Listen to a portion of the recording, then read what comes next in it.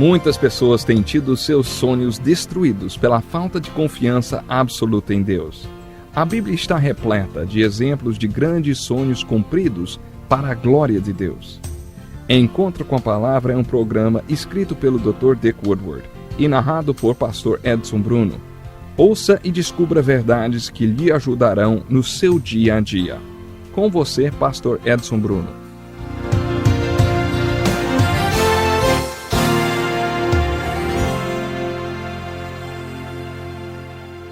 Bem-vindo para mais um estudo da inspirada e santa Palavra de Deus. Esse é um estudo do Livro dos Livros, a Bíblia, um estudo que se propõe a dar uma introdução e uma visão geral de toda a Bíblia. Começamos no livro de Gênesis e já chegamos aos livros históricos de 1º e 2º Samuel. Nesses livros conhecemos Davi, que foi um homem segundo o coração de Deus e que desejou fortemente fazer toda a vontade de Deus. Vimos esse homem de Deus cair em pecado e por isso sua vida tornou-se um alerta e um exemplo para todos nós. A literatura histórica do Velho Testamento divide-se em 3 classificações. A primeira são os livros históricos alegóricos, Josué, Juízes e Ruth. Os 3 últimos livros históricos são denominados livros históricos pós-cativeiro, Esdras, Neemias e Ester. Entre essas 2 classificações estão os 6 livros históricos conhecidos como livros histórico-literários do reino. Os livros de Samuel, Reis e Crônicas são esses que estamos estudando agora. Quando estudamos os livros de Samuel, encontramos um dos personagens mais importantes da Bíblia. Há muitos personagens importantes na Bíblia. Quando observamos a quantidade de espaço nas Escrituras dedicada a Davi, percebemos que ele é um desses personagens. Metade do 1º livro de Samuel e todo o 2º livro de Samuel falam sobre esse grande homem. Davi escreveu cerca de metade dos salmos. Esses salmos nos revelam sobre a vida desse grande homem. Considerando-se o número de páginas das Escrituras que contam a história de Davi, sem dúvida, ele é um dos grandes homens de Deus na Bíblia. Já vimos alguns desses capítulos sobre a vida de Davi. Vimos Davi pastor de ovelhas, conhecemos o Davi músico, o guerreiro, o fugitivo e finalmente o rei Davi, ou seja, o Davi rei. Mas quando chegamos no capítulo 11 de 2 Samuel, vimos que ali começou um período terrível na vida de Davi. A Bíblia descreve em detalhes esse capítulo tenebroso da vida de Davi. Devemos observar atentamente o capítulo Davi o Pecador. Quando estudamos Davi o Pecador, em nosso último estudo, fizemos a seguinte pergunta: como um homem segundo o coração de Deus que realmente desejava fazer toda a vontade de Deus, que realmente era um homem de Deus, pôde cair? Vimos algumas características do pecado de Davi.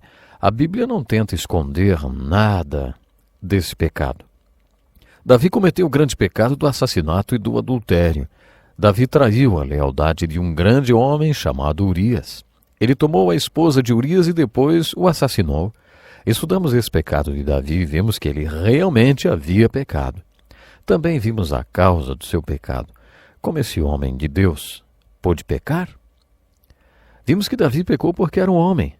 Era homem, sim, e não há homem que não peque. Davi pecou porque saiu da vontade de Deus e também porque estava no auge do sucesso, estava vivendo em abundância. Você se lembra de todos esses alertas no livro de Deuteronômio?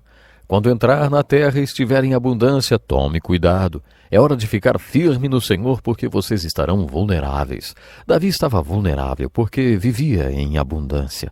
O poder do pecado o derrubou. Apesar do perdão de Deus, vimos também que Davi sofreu as consequências do seu pecado. Quando lemos a história do pecado de Davi em 2 Samuel, dos capítulos 11 ao 18, percebemos principalmente as consequências deles. E à medida que lemos sobre as consequências do pecado de Davi, vemos que nesse período sua grandeza ficou mais clara. Não quero dizer que Davi foi um grande homem porque pecou. É isso que devemos aprender quando estudamos a história do pecado de Davi e suas consequências. Davi mostrou sua grandeza nesse período de sua vida pela maneira como ele lidou com o pecado e como reagiu às consequências dele. Um dos objetivos desse estudo da Bíblia resume-se a uma palavra: correlação. Na introdução do curso disse que um dos meus propósitos, entre outros, era mostrar que os livros da Bíblia se relacionam e como há unidade na Bíblia toda.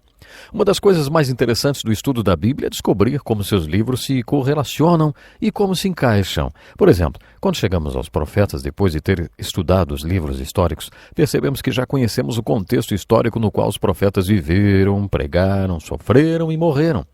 A literatura histórica também nos capacita a entender um dos maiores livros da Bíblia, o dos Salmos. Os livros históricos nos dão a perspectiva histórica dos Salmos, especialmente os de Davi.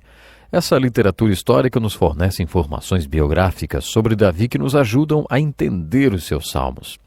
Os Salmos de Davi e o livro de 2 Samuel, do capítulo 11 ao 18, se encaixam perfeitamente, não apenas em 2 Samuel, de 11 a 18, mas especialmente nos salmos escritos durante o período em que Davi sofreu as consequências do seu pecado.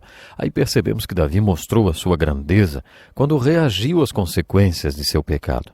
Por exemplo, o Salmo 55 foi escrito quando Davi recebeu a notícia de que seu fiel amigo e conselheiro Aitofel aconselhara seu filho Absalão, que havia conquistado Jerusalém, a armar uma tenda no terraço do palácio e violentar todas as mulheres de seu pai, às vistas de todo Israel. Como você se sentiria se soubesse que seu melhor amigo fez o seu filho violentar a sua mulher? Foi nessas circunstâncias que Davi escreveu o Salmo 55. Quando você lê o Salmo 55 sabendo desse cenário, pode então entendê-lo. Lembre-se que nesse mesmo período Davi escreveu o Salmo 23 e disse: "O Senhor é o meu pastor, nada me faltará. Guia-me mansamente a águas tranquilas. O meu cálice transborda, não temerei mal algum." O homem que escreveu o Salmo 23 não passou a vida toda sentado ao lado de um riacho, ouvindo suas lindas ovelhinhas brancas berrando bé, bé. Ele não foi um homem livre de problemas, não. Davi tinha problemas terríveis. No Salmo 55 ele descreve como estava se sentindo. Ele disse: "Olha, estou agitado e ando perplexo. Eu sinto temor. Temor e tremor me apertaram, o horror me cobriu." Mas no meio desse horror e de tudo que estava acontecendo na sua vida, Davi disse: "Lança o seu fardo sobre o Senhor e ele te susterá. Eu invoco a Deus e ele me salva. De tarde e de manhã e ao meio-dia oro e clamo e ele ouve a minha voz. Lança o teu fardo sobre o Senhor e ele te susterá." Isso mostra a grandeza do homem Davi. No Salmo 55, num dos momentos mais horríveis da sua queda e das consequências do seu erro, Davi nos mostra como acertar com o erro. Ele afirma nesse salmo: "Se fosse um inimigo que me afrontava, eu o teria suportado. Mas era tu, homem, meu igual, meu guia e meu íntimo amigo. Conversávamos juntos suavemente e íamos com a multidão à casa de Deus." Aitofel tinha sido como um pai para Davi. Quando Davi recebeu a notícia que tinha sido traído pelo homem que lhe era como um pai, e que esse homem planejou aquela atrocidade, ele escreveu o Salmo 55. Em 2 Samuel, dos capítulos 11 a 18, quase no final da narrativa, Absalão conquista Jerusalém, o que força Davi a fugir para o deserto, para onde já tinha fugido quando jovem. Nesse momento, Simei o amaldiçoou. O general de Davi diz: "Por que amaldiçoaria esse cão morto ao rei, meu senhor? Deixa-me passar e lhe tirarei a cabeça." E Davi respondeu: "Deixa-o que amaldiçoe, pois o Senhor lhe ordenou." Enquanto Davi saía de Jerusalém, escreveu o Salmo 3, em que ele diz: "Senhor, como se têm multiplicado os meus adversários. São muitos os que se levantam contra mim. Muitos dizem da minha alma: não há salvação para ele em Deus."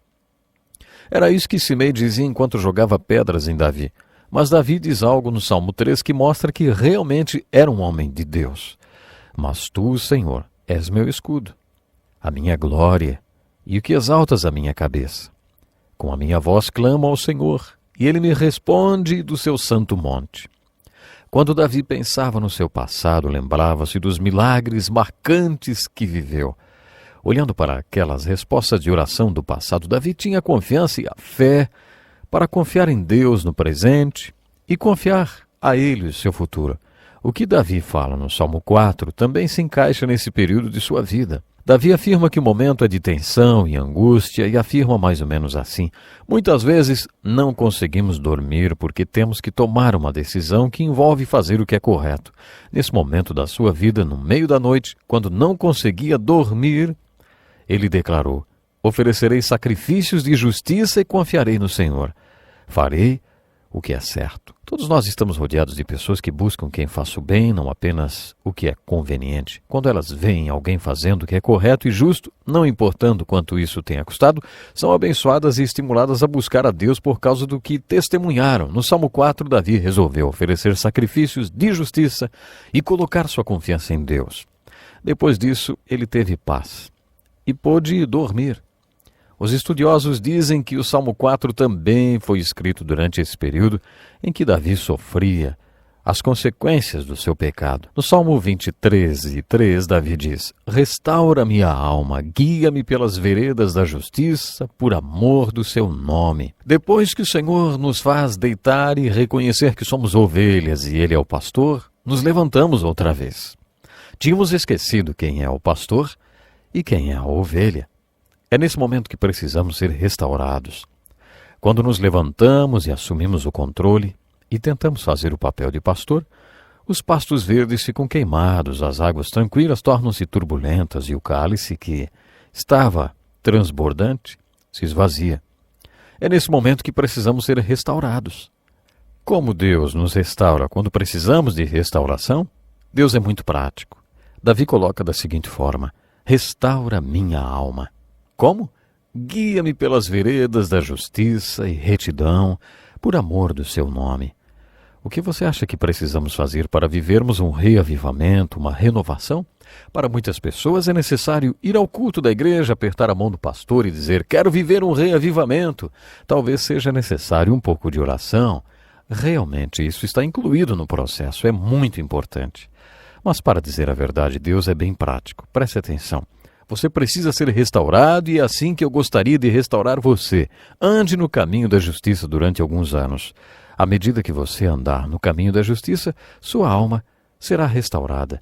É isso que vemos na vida de Davi em 2 Samuel, nos capítulos 11 a 18. Davi tinha resolvido fazer o que era certo, tinha resolvido oferecer sacrifícios de justiça e confiar em Deus. Ele tinha se comprometido com Deus e por isso afirmou: andarei no caminho da justiça por amor do seu nome. Depois disso, Davi andou no caminho da justiça por muitos anos. Enquanto Davi andou no caminho da justiça e foi disciplinado e sofreu todas as consequências do seu pecado, também recebeu de Deus a graça necessária para fazer o que era reto. Quando Davi respondeu à disciplina de Deus e a todas as consequências do seu pecado, Deus restaurou a sua alma. Davi foi rei durante 40 anos. Depois de 16 anos no reinado, ele pecou. Depois do pecado, Davi voltou a andar no caminho da justiça e então Deus restaurou sua alma e também o seu reino. Deus o colocou novamente no trono e Davi então reinou como o melhor rei que Israel já teve por mais de 24 anos. Deus realmente restaurou a alma de Davi quando ele andou no caminho da justiça. Isso nos mostra que o Senhor realmente pode restaurar. Pense nisso.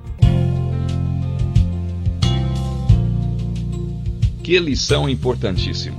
Obrigado, pastor Edson Bruno. Prezado ouvinte, coloque em prática o que você ouviu aqui.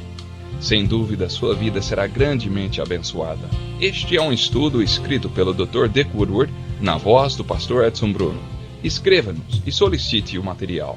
Nosso endereço é Encontro com a Palavra, Caixa Postal 2011, CEP 89201-970, Joinville, Santa Catarina. Até o nosso próximo Encontro com a Palavra.